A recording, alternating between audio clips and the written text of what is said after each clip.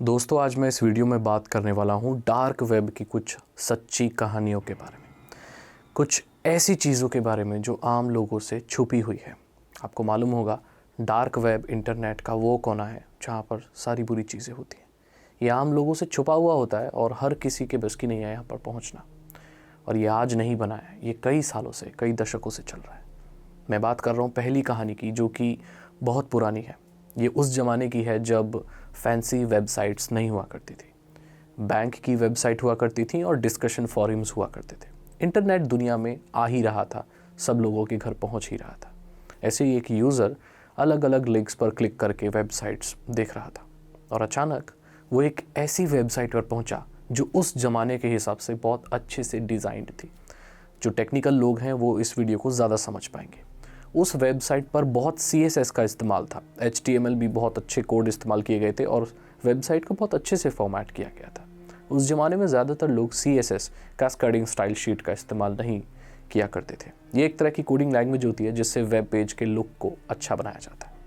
जब उसने देखा कि वहाँ पर बहुत सारे लोग डिस्कशन कर रहे हैं और कुछ अजीब तरीके से बात कर रहे हैं, वहाँ के सारे मैसेजेस, सारे टेक्स्ट क्रिप्टिक थे, मतलब वो सब अजीब अलग भाषा में थे या अलग तरीके से थे। वो इंसान कुछ नहीं समझ पाया कि वहाँ पर जो लोग हैं वो क्या बात कर रहे हैं, किस चीज़ के बारे में बात कर रहे हैं। जब उसने उस वेबसाइट के सोर्स कोड को देखा तो वहाँ पर जावास्क्रिप्ट में और बहुत सारे HTML कोड्स में, कमेंट टैग में बहुत सारे IP एड्रेसेस और चीज़ें लिखी हुई थी। जिन लोगों को नहीं पता कि कमेंट टैग क्या होता है, जब आप कोडिंग करते हैं तो उसमें कुछ कमेंट टैग्स होते हैं। दरअसल उस कमेंट टैग में कुछ भी लिखा जाए तो वो कोडिंग का हिस्सा नहीं होता, बल्कि वो इंस्ट्रक्शंस होते हैं ताकि आगे वाले डेवलपर को पास किए जा सके। ये कोड में एग्जीक्यूट नहीं होते, बस ये एज ए कमेंट यानी कि इंस्ट्रक्शंस होते हैं। वहाँ पर कुछ IP एड्रेसेस थे। उस आदमी ने वो सारे IP एड्रेसेस नोट कर लिए और उनकी तफ्तीश करने का उन्होंने प्लान किया। उस इंसान ने तो देखा कि ये अलग अलग यूनिवर्सिटीज़ की IP एड्रेस हैं, अलग अलग जगहों की IP एड्रेस हैं, अमेरिका में अलग अलग जगहों की हैं। जब उसने उसको खोल के देखा तो नहीं खुला, लेकिन एक जो IP थी वो खुल गई और वो जो वेबसाइट थी उसको देखकर उसके होश उड़ गए। इस वेबसाइट पर दिन पर दिन हिसाब से बहुत सारी इमेजेस और डॉक्यूमेंट्स, मेडिकल हिस्ट्रीज़ वगैरह सेव की जा रही थी रेगुलर बेसिस पर। ऐसा लग रहा था जैसे किसी साइकोलॉजिस्ट या किसी एक अलग डॉक्टर की कुछ रिसर्चेज वहाँ पर रखी जा रही हैं और इंसानों के ऊपर कुछ काम या रिसर्चेज हो रही हैं, एक्सपेरिमेंट्स हो रहे हैं। तो जब उसने एक फ़ाइल वहाँ पर खोली जो कि HTML फाइल थी जिसमें लिखा था हेलो देयर, तो उसमें लिखा हुआ था VCU, हम तुम्हें देख रहे हैं। वो इंसान थोड़ा सा डर गया। उस वेबसाइट का जो बैकग्राउंड था वो लाल हो गया जैसे ही उसने पेज रिफ़्रेश किया और धीरे धीरे करके वहाँ से फाइल्स गायब होने लगी। वो इमेजेस खोल ही नहीं पाया, उसके अंदर क्या था। क्यों कोई भी इंसान ऐसे डॉक्यूमेंट्स को हर मिनट पर, हर सेकंड पर, हर दिन के हिसाब से सेव कर रहा था, कोई नहीं पता लगा पाया कि वो क्या था। अब बात हो रही है ह्यूमन एक्सपेरिमेंट्स की, तो मैं आपको बता दूं कि डार्क वेब पर ऐसी वेबसाइट्स अभी भी अवेलेबल हैं जहां पर ह्यूमन एक्सपेरिमेंट्स के डेटा को स्टोर किया जाता है। ऐसी कम्युनिटीज़ भी हैं जो कि दुनिया भर के डॉक्टर्स चलाते हैं। यहाँ पर गैर कानूनी एक्सपेरिमेंट्स इंसानों पर किए जाते हैं इन वेबसाइट्स के अकॉर्डिंग। हालांकि इस चीज़ की कभी पुष्टि नहीं हो पाई कि ये चीज़ सही में होती है या नहीं, लेकिन वहाँ पर ऐसे बहुत सारे दस्तावेज हैं जहाँ पर लोगों को वेयर हाउसेज़ में कैद किया जाता है और अलग अलग वेयर हाउस के उन वेबसाइट्स पे अलग अलग फोल्डर बने हुए हैं। यहाँ पर लोगों के ऊपर बहुत ही अजीब एक्सपेरिमेंट किए जाते हैं, जैसे कि उन्हें भूखा रखना, उनकी बॉडी में, प्रेग्नेंट वुमेन की बॉडी में ब्लीच इंजेक्ट कर देना, रेडिएशन से एक्सपोज कर देना और अलग अलग तरह की बीमारियों से इनको ग्रसित कर देना और वो देखना कि वो कितना ज़िंदा रह सकते हैं या कितनी चीज़ें सह सकते हैं। आमतौर पर वो रिकॉर्ड्स यही कहते हैं कि ये लोग ज़्यादा सर्वाइव नहीं कर पाते और ये लोग होमलेस लोग होते हैं, जो उन लोगों का घर नहीं होता, जो बहुत गरीब होते हैं और जो सिटीज़नशिप में रजिस्टर्ड नहीं होते। आपको पता होगा कि बहुत बड़े बड़े देश हैं जहाँ पर सिटीज़नशिप्स के बहुत मारामारी है यार, सिटीज़नशिप चाहिए हमें, बहुत लोगों को नहीं मिल पाती, बहुत लोग शरणार्थी होते हैं, बहुत लोग बहुत गरीब होते हैं। ये एक्सपेरिमेंट्स ऐसे लोगों को टारगेट करते हैं और ये लोग ज़्यादा जी नहीं पाते, रिकॉर्ड्स तो यही कहते हैं। जो सबसे ज़्यादा कोई जीता है तो वो प्रेग्नेंट वूमेन जीती हैं, क्योंकि उनके बच्चे के ऊपर क्या इफ़ेक्ट पड़ रहा है, ये सारी चीज़ें एक्सपेरिमेंट की जाती हैं। किसी भी सही समाज के लिए ये एक अच्छी चीज़ तो बिल्कुल भी नहीं हो सकती, और इस तरह की चीज़ें वहाँ पर चलती हुई आ रही हैं। अलग अलग तरह के एक्सपेरिमेंट, बहुत अलग अलग तरह के एक्सपेरिमेंट। आपको पता है कि जापान में भी वर्ल्ड वॉर 2 के दौरान इंसानों के ऊपर बहुत तायत में एक्सपेरिमेंट हुए थे। लोगों को अलग अलग ड्रग्स इंजेक्ट किए गए थे, उनकी बॉडी के साथ अलग अलग खिलवाड़ किया गया था, और डार्क वेब पर इसके सारे दस्तावेज लोगों को मिले हैं। मैं बता दूं, ये वेबसाइट जो है वो 2011 के बाद अपडेट नहीं की गई, लेकिन पुराने दस्तावेज लोगों के ऊपर अलग अलग तरीके के एक्सपेरिमेंट वहाँ पर हैं।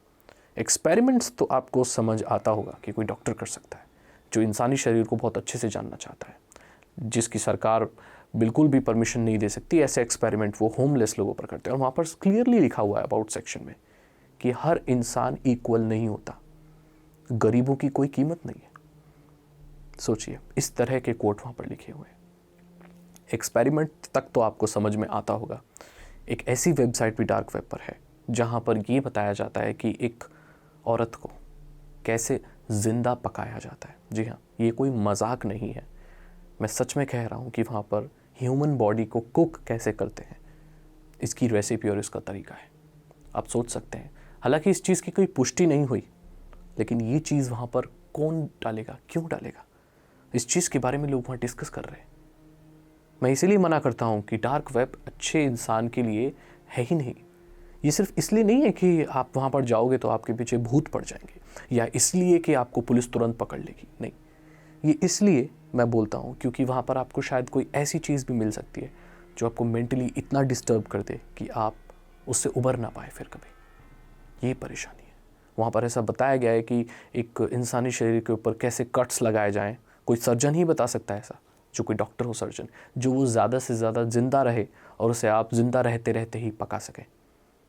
ज़रा सोच के देखिए, ये कितना ख़राब काम है, कितना दर्दनाक और घिनौना काम है।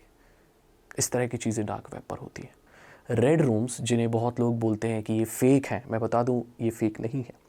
रेड रूम्स एक्टिव होते हैं और वहाँ पर लोगों के ब्रेन वॉश इस तरीके से किया जाता है।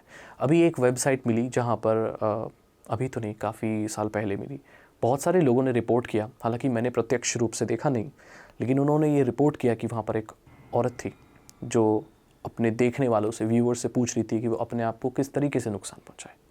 और जो लोग बोल रहे थे, बिटकॉइन में पैसा दे रहे थे और उसको जो करने के लिए बोल रहे थे, वो औरत उस कमरे में कर रही थी। जी नहीं, रेड रूम कोई लाल रंग का कमरा नहीं होता।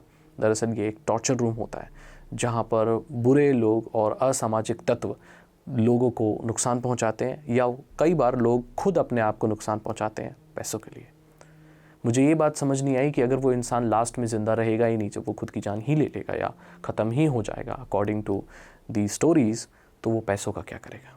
देखिए, यहाँ पर जो चीज़ें मैंने आपको बताई हैं, इनमें से ज़्यादातर चीज़ें मैंने खुद नहीं देखी हैं। अगर मैंने खुद देखी होती तो मैं सबसे पहले अथॉरिटीज़ को रिपोर्ट करता। ये वो चीज़ें हैं जो अलग अलग लोगों ने एनोनिमस रहकर रिपोर्ट की हैं। जी हाँ, रेडिट पर और अलग अलग फोरम्स पर। और ये कहानियाँ आज की नहीं हैं, ये कई साल पुरानी हैं और जो कि चलती हुई आई हैं।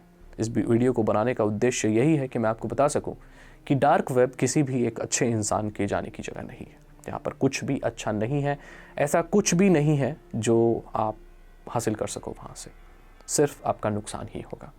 और मैं यहाँ पर कंट्रोल एनवायरनमेंट में आपको ये बता रहा हूँ ताकि आपको वो जोखिम ना उठाना पड़े।